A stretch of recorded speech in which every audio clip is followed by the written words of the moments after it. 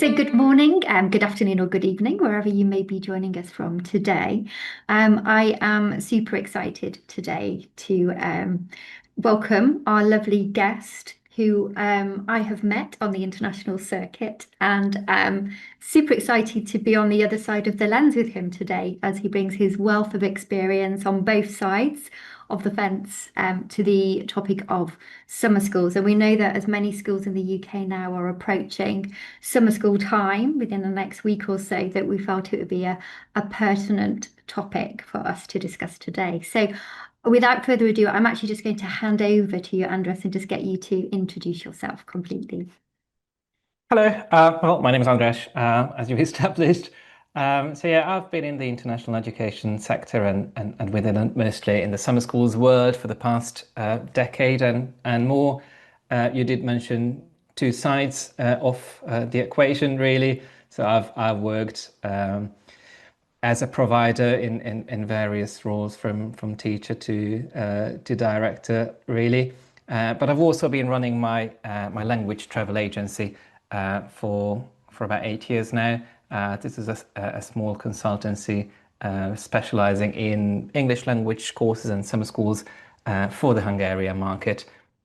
So it's given me a great overview, really, of the summer school market, both from the providers side, but also from what customers are asking and what agents are asking and what agents are getting from both sides, really. Perfect. Right, shall we jump straight in? Let's do that. Yeah. Okay, so we know that there's a lot of summer schools out there currently. Some may say that the market is quite saturated, perhaps in certain areas. I guess it depends on your perception, but there's a plethora of courses on offer, from individual to very, it could be very subject specialized, STEM, university preparation. Morton, our kind of speciality is the parent course where we have the whole family come and live, breathe, and enjoy the whole process of a summer school and cultural program there as well. Um, just wondered on your take, András, in terms of how do you anticipate kind of the international summer school landscape to evolve in the next few years, given the plethora and diversity of courses currently on offer? The short answer is I don't know. That could be the end of this episode, really. Uh, uh, and I'm only half joking, really. I mean, I think the amount of change and unpredictability that we've all seen in the past 5 years, starting from COVID, which is now seen as the most straightforward of all the changes that we've had, because at least we understand what happened there. But since then, year on year, even though we've overall had a reasonably successful recovery in the UK, summer schools market and worldwide, I don't think anybody really knows what's going on and what's coming. So we do see trends and we can go into them and talk about them. But I think year on year, actually, we're facing something that we haven't really been expecting in terms of trends. And I'll be really interested to hear your take as well and how it all goes for Morton Hall and how it's been changing for you in a relatively straightforward product. I mean, and what I mean is that, you specialize in parent and child, Yes. which one could say is a straightforward thing, but is it? Yeah, I would say so. I mean, again, COVID, as we know, hit. I've been at Morton 15 years, and I began as academic director of summer school all those years ago. And the course had been running prior my time, so it's been going for over 20 years now. So I think that the niche there is the beauty, I guess, for that particular course, because we take over the school and the parents live and breathe. They have, there's lessons, there's the boarding experience. It's that whole wave of almost now the taster, the try before you buy, in a sense, if they're looking for a longer stay. So perhaps that's maybe the course has existed and it's worked for many different layer of family. Some want a family experience. And if you're going to go away, why not go somewhere where your children can learn English? Immersed with our holiday club, we have British children here on site, so it's a lovely way to spend your holiday as a family. Some may be using it as a platform to try as a taster what it may be like. And it's just lovely, I guess, that they can live in a British boarding school and, we can't hide. It's access to our staff because we don't outsource. It's academic staff, the kitchen staff, the maintenance, the driving team. They really get to see Morton, as it were. So I guess for me, the longevity in that is for us, it's having something quite niche and homegrown. We have done other courses in the past. We have done individual courses, and we felt we got to a point where that wasn't where the summer school kind of landscape lay for us, perhaps. And it was back in the day when we had our International Study Centre, when we'd have a crossover from the summer into the pre-sessionals, and then we moved towards more of an immersion model during the whole school year and not the kind of the separation of an international study centre away from a fully immersive experience. But I guess for other schools as well, it's being, like I said, we don't really have a definitive answer to forecast because the landscape keeps changing. And I think a lot of schools survive and thrive because they're flexible, perhaps to demands, and you've got to be flexible to the socio-political, the geopolitical climate that we're in, or it's having a really niche summer product, perhaps as well. So, sorry, that's my very long reply to I think for us, it's because we've got quite a niche market there.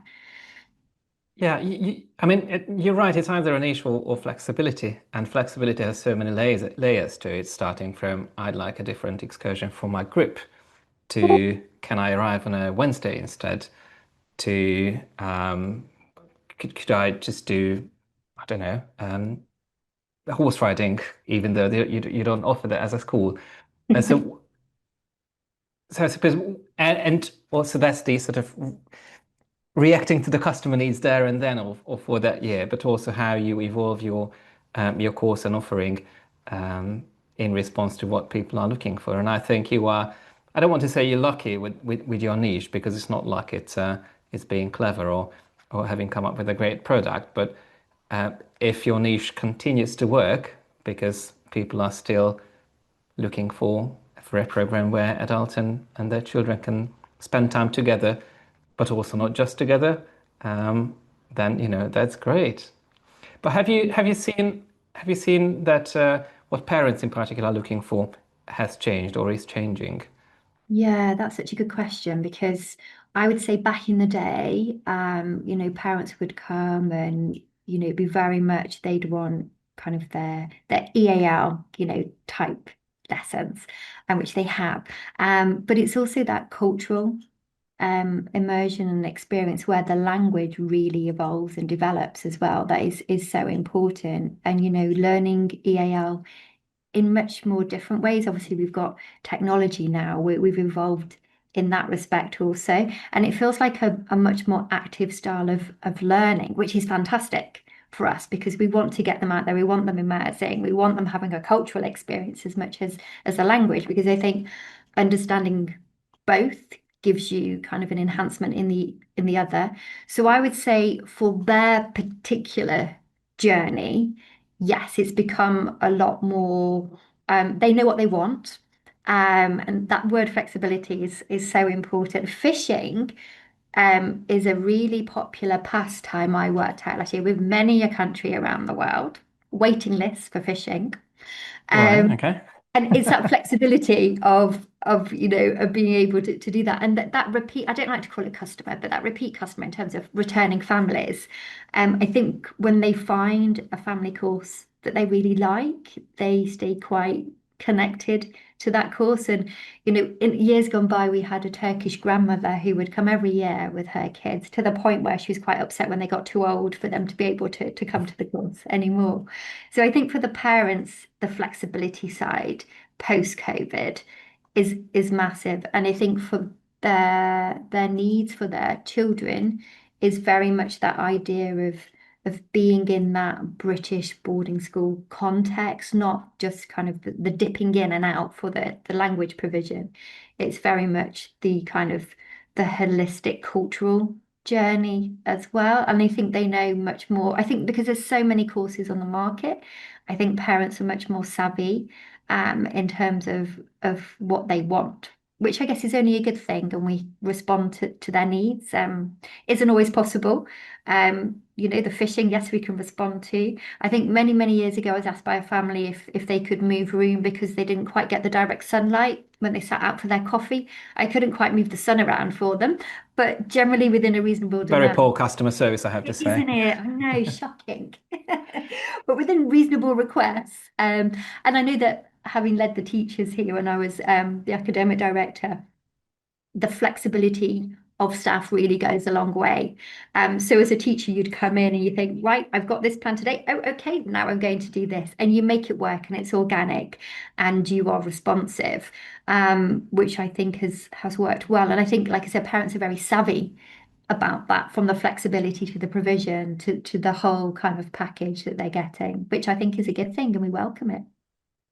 Do you see any change in the motivation of parents coming? But yes, I mean they want for their child to have a good time, good education, and all that. But for their personal perspective, is it the fishing?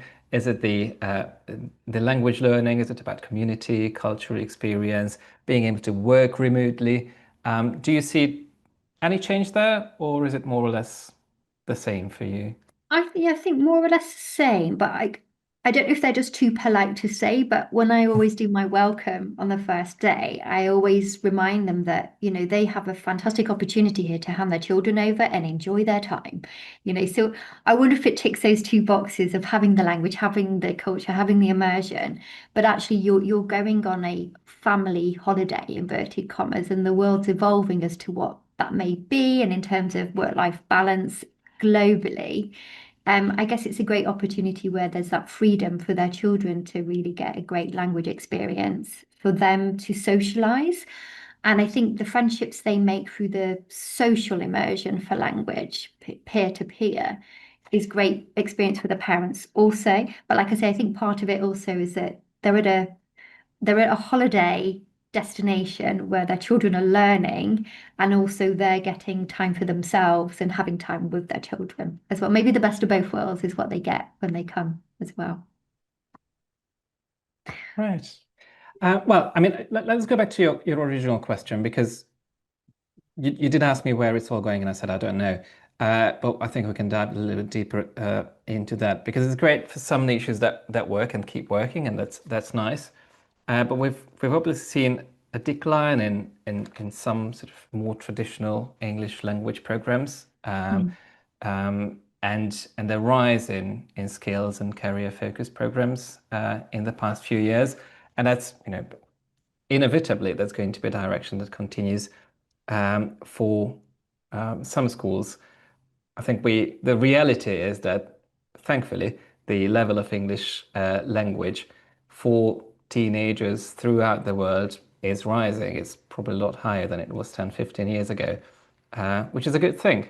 But it also means Yeah. that parents and children are not necessarily looking for an English language only summer school experience, although of course many are still. And it's a great challenge for the whole industry to figure out what else to highlight. Obviously, Yeah. people are looking for value for money, they're looking for outcomes. Um, but I think the whole industry and individually summer schools and schools are in a position that they actually have to stop to think and reconstruct what they're offering. What is it really in terms of the whole education journey of a teenager that we can add in a summer um, that will make it all really valuable, that will make it a good investment for the parents, that will justify an overseas trip, which is costing more and more. Uh, and Yeah. it's very rarely just English.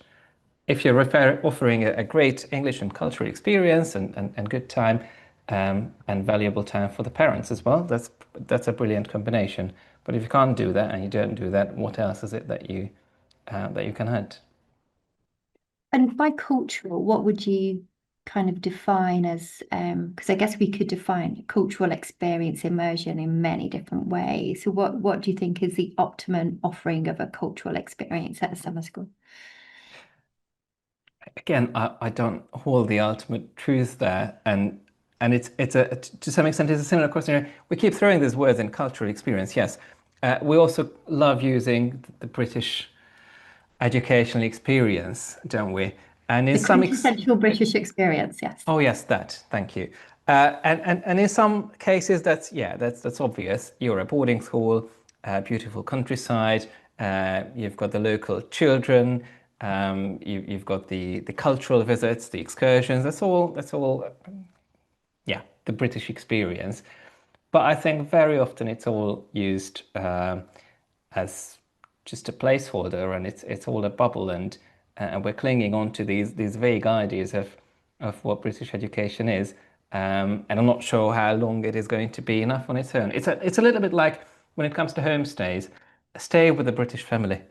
Oh, that's great, but then many people who don't know a lot about the country and about what we're actually offering have completely different ideas of what a British homestay experience is like. They are probably still expecting 1970s um, family speaking BBC English and having afternoon tea at home, and then they're all disappointed that it's not that That's because what the we country is.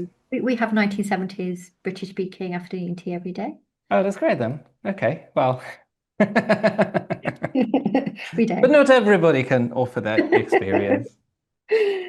And I think this is where parents' voice comes in. So that again, the flexibility, that as our parents arrive on the Monday and have their orientation, we have to have enough provisionally there to cater, but also flexibility within those options because it's every parent, everybody is different. They've all got different preferences, and it's being able to offer what we might perceive as a cultural experience, a visit to a local castle linked with their child's, lesson vocabulary for that particular area. But that might not be their perception of a cultural experience. Us putting on a wine and cheese evening for our parents is very cultural in our eyes. It might go down like a lead balloon in theirs, which is where I think that on our courses, having the parents here on site, I suppose, gives us that advantage of having constant feedback. But with that constant feedback, you've got to be prepared to be reactive as well to that as well, because you're welcoming opinion 24/7 and you have to be ready and prepared for that. I think a cheese and wine evening and any kind of visits are, yeah, they're straightforward cultural experiences, and that's all great. But I think where it gets a little bit more complicated is when you're managing expectations around the environment that students are in. And what I mean by that is it a native speaking environment, which is my single most favorite question and term. So people are obviously still many of them sign up students because they want an English improvement, an improvement in their English skills. What would help them to get it in the UK? It's an English speaking environment. But obviously, for most of the summer schools, we can't just provide that. It's not a genuinely English language speaking environment, in that it's not going to be an immersion for most of the programs. That's just not feasible. What students are getting actually, that's an intercultural experience, an English speaking intercultural experience, which is going to be, in many cases, a lot more valuable than just chucking students in an English speaking environment, as into a class. Not that immersion is not great, it is great, but it's not feasible for everyone. Mm. And that's the, I think that's the most important cultural experience that STEM schools add. An experience in the UK, yes, learning about the culture, British culture, but also getting friends from all around the world. Yeah, yeah, absolutely. That kind of that development of the social English, and we know that English and accents and dialects, we perhaps have been a little bit, not not there's been a bit of snobbery, but I think there's always been that expectation perhaps in the past that if you go to England, you'll come back and speak like, royalty. But actually the world is full of beautiful accents and dialects. And it's a great way to get second language speakers or multilingual speakers to kind of connect in that respect, because we're not all going to have the same accent and dialect, and that is absolutely fine. Yeah, and don't get me wrong. I don't think it's not valuable to provide um, a real British English environment, although inevitably in your staff, not everybody is going to be speaking British English, even if they're all coming from the UK. So but that sort of plethora of cultural and English experiences, that's probably the most valuable thing that we can add, yes. And you did touch on immersion. So again, this obviously could be quite subjective, but as if you were advising families and they were looking for, an experience in the UK, the quintessential British boarding profile, would you tend to advise them to go for a summer school or an immersion program for their children? So I would definitely advise them to go for immersion. If they really want to get an idea of what school is like in the UK, then an immersion program is going to be a much more representative experience for that Mm. to really understand what classes are like, what students are like, what requirements of school are like. I would recommend immersion then, but obviously not everybody can go and travel during school. And for them, what you're offering is actually a really good alternative to really be based in an actual school, meet Mm. with actual staff members and students as well. It's just these kind of summer experiences are never going to necessarily be a true reflection of school life in the academic sense, and that's not a problem. It's just not for everyone.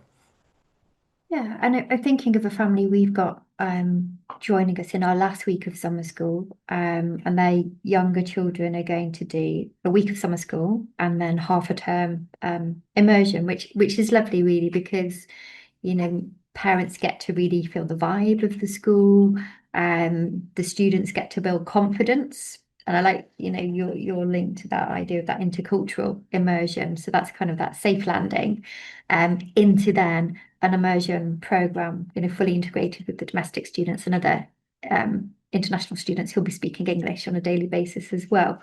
And I suppose when you've got a family coming to you and they want a particular summer course and there's so many providers, like where do you even start?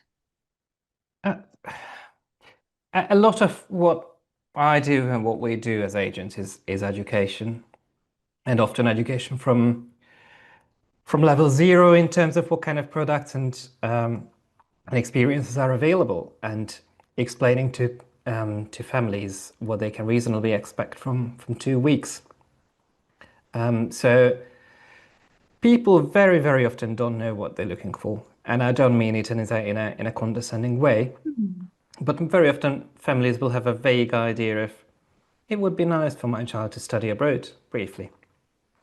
And the main motivation is very often about improving their English.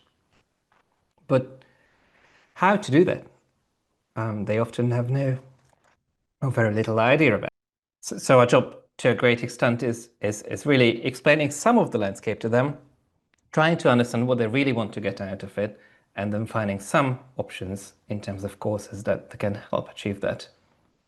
But we know that a summer experience it's never going to be about lifting a student's language skills 2 levels in the Sephora scale.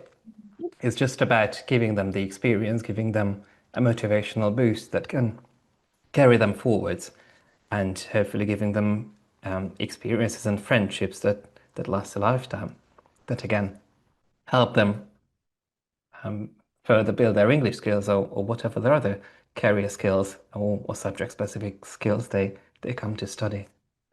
And is there still a perception that England is synonymous with London, or do we feel that families are kind of more open to the whole of the UK in terms of the summer school provision?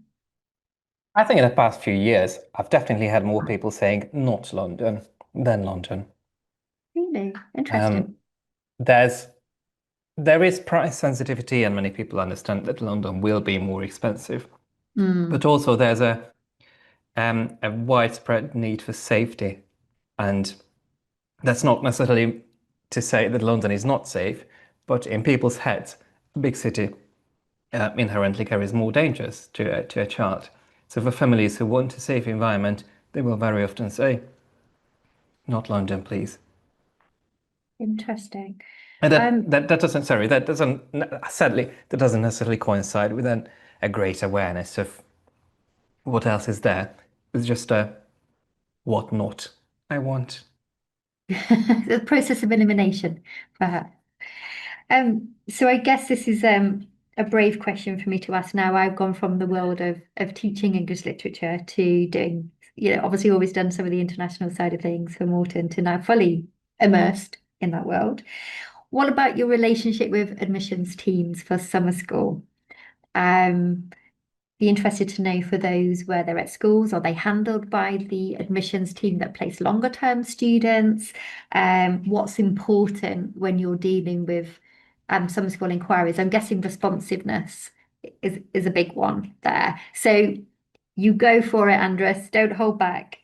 Maybe share what you think admissions do, what they should do. Maybe you might have some great examples. You might have some learning curves for us as well, and we shall take it on board as an admission sector.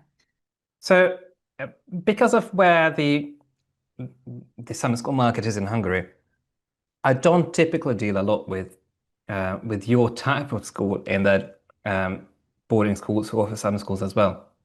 Okay. And this is not to sort of dodge the question.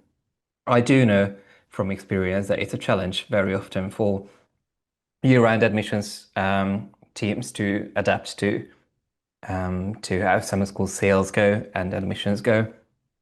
But I don't think they're really, really different. Agents and parents will, exactly like you said, very much appreciate speed. Um, I think more and more people are very consciously reaching out to more schools at the same time. Not many schools have genuine niches and USPs. There is going to be another summer school, another school who offers something really similar to you. And whilst you might be 10 times better and you might know it very well, if you're not ready to give your reasons and establish those genuine connections with your inquiries, then you lose. And it's so simple as that. And if I, as an agent, love your school and love your course, and I've got a plan B because I will have a plan B still, that I don't Mm. personally prefer that much. If I don't hear back from you about availability or about whether you can take that student or not, or whether it's a good fit, or whether you're really running that program, then, and somebody else is a lot quicker to get back to me, then I will have no option but to send them another way. So yes, speed is of the essence.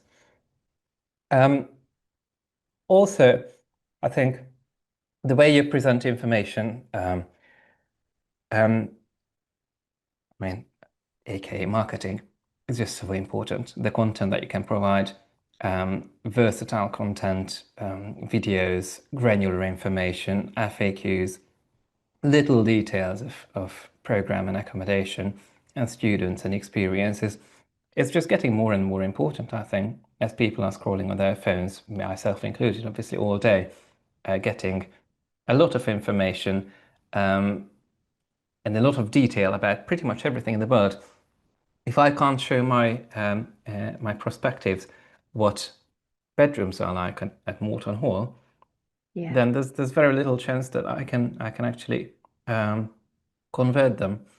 And it's very tricky, both for schools and for agents, to sort of balance giving just the sense and giving the amount of information that people can consume within their 10-second attention span, but still giving enough detail and be ready to give them more. So Yeah. speed, versatility, a great bank of information, but again, not too big. If you chuck a library of 1,000 photos at me as an agent, I won't have the capacity to filter, but I will very likely need pictures of bedrooms and bathrooms and assembly halls and the grounds at some Mm. point. But I think as providers, we very often get too much into detail and emphasize that we've got 107 acres versus 103 acres of land. that says absolutely nothing to either me as an agent or as a parent. Yeah, it's great, but my child is going to walk probably half of those 103 acres. That's I want to ambitious. see that. Yeah. Yeah, and I guess also our metrics there, acres versus, land measurements in other countries as well, probably, don't hold much context. I'd be interested about that idea of quality assurance, because obviously when we're placing students for longer term, often we have agents visit us, whether individual trips on fam trips. And I know that it's not possible to get around everywhere. I mean, I know you're over in Paris currently as well. But is there a level of quality assurance that you kind of have of your non-negotiables from the agent perspective? Do you mean do you mean me monitoring as an agent the quality Yeah, or so what my would metrics you, are? yeah, so would the metric be that you'd always want to go and visit the particular provider, whether that be the school or it's outsourced?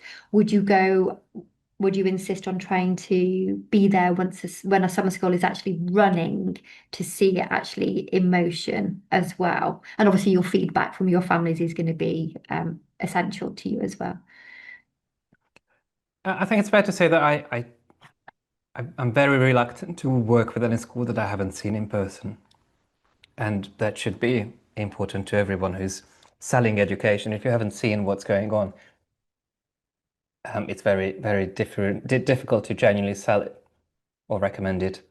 Um, Obviously, there are exceptions. You can't always see every school, and sometimes you're just so convinced that something would work for a particular student that you recommend it. But yeah, you want to see it. You can't always see it in action. At least I can't. As an agent, I'm quite small, so I just can't afford visiting every single school every single year or whenever I have a student. Although I'm trying my best to do that. Um, in terms of general quality assurance, um, British Council accreditation reports are my Bible. Uh, I, I know not many people do that, but they just give so much information on accredited providers and so much detail. And especially if you can read between the lines, you know what to expect and you know your red flags very easily. Mm. But ultimately, the real feedback, as you said, it comes from families. No matter how a British Council inspector loved the school, no matter how I personally love the school and love the people I deal with, if my students are having a terrible time, then something is not working. Yeah. So any issues and especially how schools handle those issues, that's my real quality assurance. And I guess that's also communication in live time. So as you're getting feedback in live time, I guess it's even more important than that you've got that relationship with the school and you can have those transparent conversations to get the bigger picture, to get the full story and to work out, how to resolve it in a timely manner. Oh, absolutely. And that's another reason why speed matters. I mean, I might be asking about availability in May or February. And you might well argue, well, it's not that urgent. But for me, it's going to be a reflection on what I can expect if there's an issue. If I don't hear back from the school, especially a summer school, in a relatively quiet period of time, within, I don't know, 24, 48 hours, then what can I expect when it's as busy as it gets in the middle of July? Yeah, that's a really valid point. And I guess to finish up with, you've had such a wealth of experience in the world of education, in the world of summer schools. What's your best memory of summer school? I don't think I've got one single best moment I can pick out, but I just generally love it when children cry on the last day. I'm glad you qualified that sentence. So I think there's obviously we don't want children to cry. I have to say that. Um, that's not the point of it all. But very often on a last night, on a last morning, when students depart, um, you do see all the friendships and all the experiences they've made and how brilliant time they've had. And that's when it all culminates. And to see I don't know, a group of friends getting up at 4 a.m. to say goodbye to the one who leaves earliest, or just students, teenage boys who have been really, really just difficult for 2 weeks, and then just being really, really sad on it last night and being moved because it's ending. That's a great experience, and that you see that you've actually made lifetime experiences, and it's going to have a huge effect on these students' lives. It will stay with them, whether or not they come back or they actually manage to keep in touch. You've helped them get a real intercultural experience beyond language learning, but including that as well. Yeah, I'd agree. And for me as well, seeing that extended to parents coming, and I guess sometimes as parents, your priorities change, but given the space to, make friendships, to improve English, and to go away with a full experience of making, bonds, whether those bonds exist within the parameters of summer or they carry on outside of summer school, um, is really lovely. And for them to really experience, the wonderful UK and our schools, and to get access to that is really lovely to see. So yeah, I agree with the crying in the context only that tears of happiness. We don't mind tears of happiness. And we say that in the long term, we'll have students on the first day as they're saying goodbye to their parents to be here longer term. They're upset. But on the last day, that goes within a minute. But on the last day, they're really upset because they don't want to leave those friends. And you can forge those friendships in such a short time. If people are staying here for a week or 4 weeks or the whole 6 weeks, those friendships can still be forged, which is a beautiful thing. And I think for me, if we can unite via kind of language and culture and appreciate that difference is a beautiful thing for the global society that we're welcoming to our schools, and to learn from that ourselves, it is so important in the current kind of world that we all live in, really.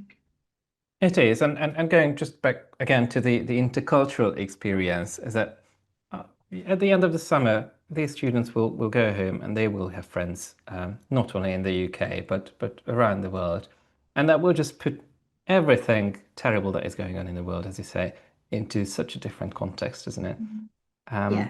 And yeah, that's the best thing that we can do, really. So does that mean that if you don't cry now, that you've not enjoyed our conversation today?